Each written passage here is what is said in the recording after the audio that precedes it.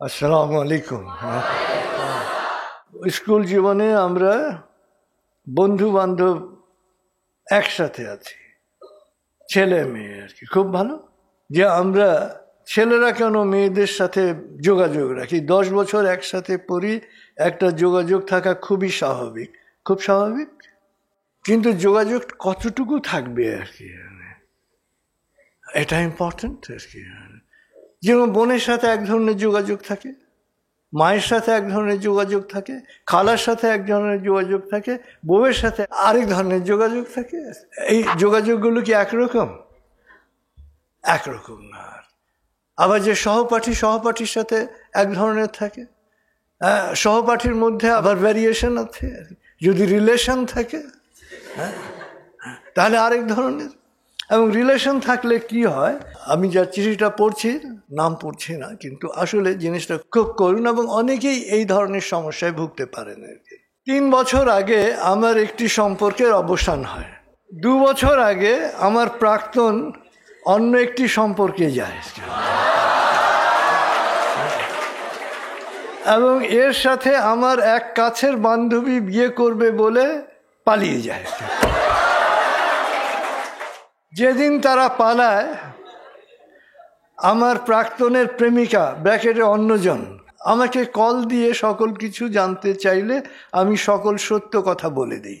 তারা বিয়ে করে এবং তাদের পরিবার তাদের ফিরিয়ে নিয়ে যায়। পরদিন আমার প্রাক্তন আত্মহত্যার পথ বেছে নেয়। মৃত্যুর আগে আমার অন্য এক বান্ধবীকে বলে যায় তার মৃত্যুর জন্য দায়ী আমি, এবং অনেকেই দায়ী মনে করে। এর ফলে আমি অনেক দিন মানসিকভাবে অসুস্থ ছিলাম। আমাকে দায় করার কারণ, আমি আমার প্রাক্তনের প্রেমিকাকে অন্য মেয়ে আমার বান্ধবীর সাথে বিয়ের কথার সত্যতা বলেছিলাম। এই বিষয়টি আমাকে অনেক তাড়া করে চলছে। এখন বুঝতে পারছেন যে রিলেশন কতটুকু থাকা উচিত। যেরকম ধরেন এখন রিলেশন হচ্ছে যে একটা ব্যাংকের প্রোগ্রাম, পুরুষরা আসছে, মহিলারা আসছে, তো পুরুষরা মহিলারা কোলাকুলি করছে। তো আপনাকে সবসময় চিন্তা করতে হবে যে আমি কোন কালচারাল ব্যাকগ্রাউন্ড থেকে এসেছি, আমার দেশের কৃষ্টি কালচার কি বলে আর কি। তখন কোলাকুলি, ছেলে মেয়ে কোলাকুলি, এটা না বাঙালি কালচারে আছে না ধর্মীয় কালচারে আছে আর কি। আছে বলেন? নাই আর কি। তো এখন আমি যদি এই কাজটা করি আর কি, তাহলে এটা কি হবে যে আমি আমার লিমিটটা আমি ক্রস করলাম। বলছে কোলাকুলি কি খারাপ জিনিস? না, কোলাকুলি খারাপ জিনিস না। আমি বলবো না যে কোলাকুলি খারাপ জিনিস, কিন্তু আমার কালচার, আমার সংস্কৃতি এটা অ্যালাউ করবে না, আমার সমাজ এটা ভালো চোখে দেখবে না। আর এটা এমন কোনো পুণ্যের কাজ না যে সমাজ ভালো চোখে না দেখলেও করতে হবে। তো আসলে এই যে রিলেশন, আমি 2টো চিঠি পড়লাম যে আসলে এই রিলেশন যখনই মানে ছেলে এবং মেয়ে সহপাঠী, অবশ্যই কথা, সুন্দর ব্যবহার, সুন্দর আচরণ, সুন্দর সম্পর্ক এবং স্বাভাবিক বন্ধুত্ব থাকবে। কিন্তু আমরা গার্লফ্রেন্ড বয়ফ্রেন্ড বলতে যেটা বুঝি ওয়েস্টার্ন কালচারে, যেখান থেকে এই শব্দটা এসছে, আমাকে তো দেখতে হবে এই শব্দটা ওইখানে কি মিন করে। ওখানে গার্লফ্রেন্ড বয়ফ্রেন্ড মানে হচ্ছে বেড ফ্রেন্ড আর কি। তো আপনি যদি সম্পর্কটাকে ওই পর্যায়ে নিয়ে যান, তখন এটা আপনার জন্য ক্ষতিকর হবে। যেরকম এইখানে এই যে মানে আরেকটি চিঠির, যে আমি তো 2টো চিঠি পড়ছি, যে আরেকটা চিঠির মতো ঘটনা ঘটবে আর কি। অর্থাৎ সম্পর্কটা যদি সিরেফ সহপাঠীর সম্পর্ক থাকে, তাতে কোনো ঝামেলার কিছু নাই। কিন্তু সম্পর্কটা যখন আপনি প্রেমের সম্পর্কে চলে যাবেন এবং একটা দীর্ঘ সময় আপনারা একসাথে থাকছেন এবং এই প্রেমটা দৈহিক সম্পর্কে চলে যায় 99% ক্ষেত্রে, 1% চেক করতে পারে নিজেকে। কারণ হিউম্যান নেচারটাই এরকম, যখনই আপনি ঘনিষ্ঠ হবেন আপনি নিজেকে চেক করতে পারবেন না, you will cross the limit. এখন এই ক্রস করার আগে থেমে যান, আপনার কোনো ভুল বোঝাবুঝি নাই। আর এই যে মানে প্রাক্তন যিনি চিঠি লিখেছেন তাকে বলি যে আপনি কোনো অন্যায় করেননি, you have tell the truth, আপনার কোনো অন্যায় নেই, কোনো অপরাধ নাই। তো আসলে এই যে প্রেম, এটাও একটা রোগ আর কি। মানে এবং এটা এক প্রেমে মানে কি হয় না আর কি, সন্তুষ্ট হয় না আর কি। এরা যে কতজনের সাথে প্রেম করে, কত জায়গায় লিমিট ক্রস করে, তার কোনো সীমানা নাই। এর ছেলে এবং মেয়ে যখন ঘনিষ্ঠ হয় তখন আসলে এই লিমিটটা ক্রস হয়ে যেতে পারে যে কোনো সময়ে, এবং যেটা কারোর জন্যই প্রীতিকর নয়। এই যে বললো যে আমার প্রাক্তন, তার মানেটা কি?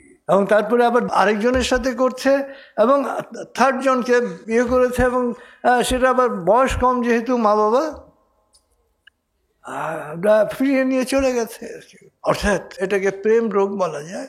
আর মেয়েদেরকে বলি যে নিজের পরিচয়টা পৃথিবীতে খুব ইম্পর্টেন্ট। নিজের পরিচয় না থাকলে পায়ের চটি হয়ে থাকতে হয় সবসময়। অতএব নিজের পরিচয়টা খুব ইম্পর্টেন্ট। এমন কিছু করবেন না যা নিজের পরিচয়টাকে ক্ষুণ্ণ করে, নষ্ট করে।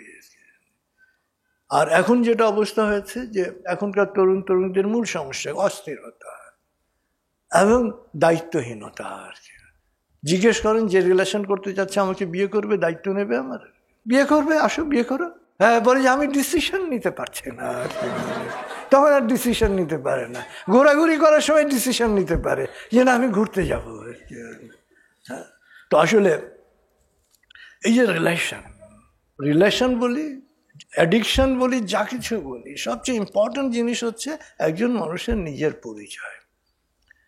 পরিচয় সৃষ্টি হয়ে গেলে কোনো কলঙ্ক থাকে না। যেমন চাঁদের একটা পরিচয় আছে, ওটার কলঙ্ক নিয়ে কেউ মাথা ঘামায় না। আর কি মাথা ঘামায় না আর কি। কিন্তু পরিচয় যদি না থাকে, অর্থাৎ আপনার কোনো না কোনো ক্ষেত্রে যদি আপনার অবদান না থাকে, আপনার নিজস্ব পরিচয় না থাকলে কলঙ্কটাই প্রাধান্য পায়। আর কি চাঁদের কলঙ্ক প্রাধান্য পায় না কেন?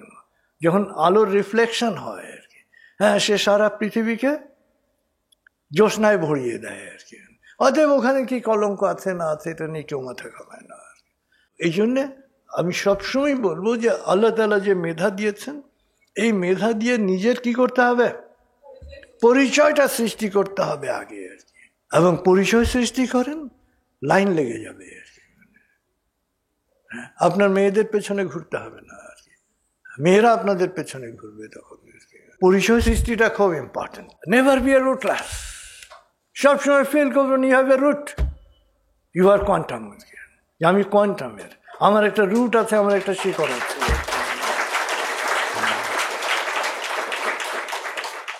এবং আমরা চিন্তা ভাবনা চেতনায় শুধু দেশকে না, সারা পৃথিবীকে নেতৃত্ব দেওয়ার জন্যে উই আর বর্ন আর কি।